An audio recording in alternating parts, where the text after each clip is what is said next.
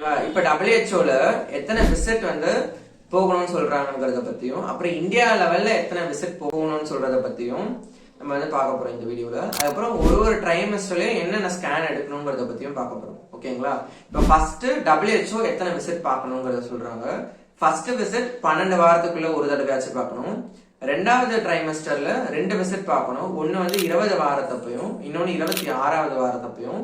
மூணாவது ட்ரைமஸ்டர்ல 5 விசிட் பார்க்கணும். ஒன்னு வந்து 30 வாரத்தப்ப, 34வது வாரத்தப்ப, 36வது வாரத்தப்ப, 38வது வாரத்தப்ப, 40வது வாரத்தப்ப எடுக்கணும். இப்ப 40 வாரங்களை தாண்டி ஒருத்தவங்க பிரெக்னன்சி கண்டினியூ ஆகுதுன்னா 41 வாரத்தப்ப எடுக்கணும். ஓகேங்களா? இப்ப இது வந்து WHO சொன்ன விசிட். இப்ப இந்தியா லெவல்ல அட்லீஸ்ட் ஒரு பிரெக்னெண்டா இருக்கக்கூடிய விமன் வந்து 4 விசிட் ஆச்சு போகணும்ன்றாங்க.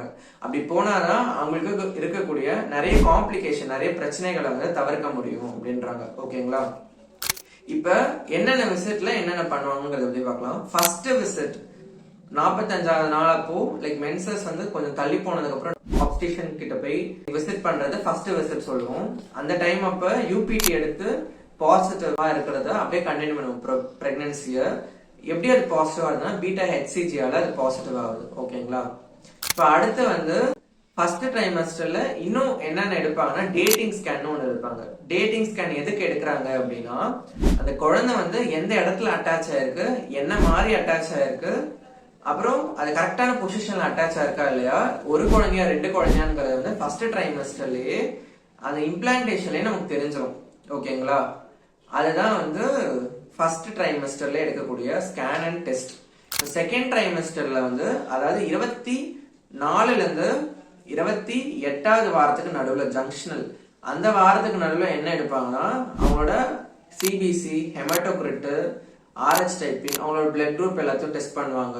அவங்க பாசிட்டிவா நெகட்டிவா அதெல்லாம் பத்தி செக் பண்ணுவாங்க. அப்புறம் அவங்களுக்கு ஏதாவது நோய் இருக்கா இல்லையான்னு டெஸ்ட் பண்ணுவாங்க. லைக் சிஃபிலிஸ் மாதிரி, HIV மாதிரி இதெல்லாம் வந்து நார்மலா செக் பண்ணுவாங்க. ஏன்னா இதெல்லாமும் குழந்தைய வந்து பாதிக்கும். ஸோ அதெல்லாத்தையும் வந்து ப்ரிவென்ட் பண்றதுக்காக பார்ப்பாங்க. அதுக்கப்புறம் வந்து OGTT, oral glucose tolerance test, அதை வந்து செக் பண்ணுவாங்க. அதை செக் பண்ணி அம்மாவுக்கு வந்து சக்கரை நோய் இருக்கா இல்லையாங்கிறத பத்தி பார்ப்பாங்க.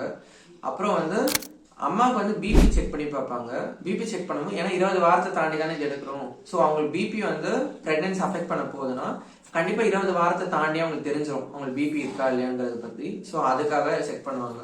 பிபி எவ்வளவுக்கு மேல இருக்கும் எக்லாம்ஷியால அப்படின்னா 140/90 மேல இருந்தா அவங்களுக்கு வந்து பிபி இருக்குன்னு சொல்லுவோம்.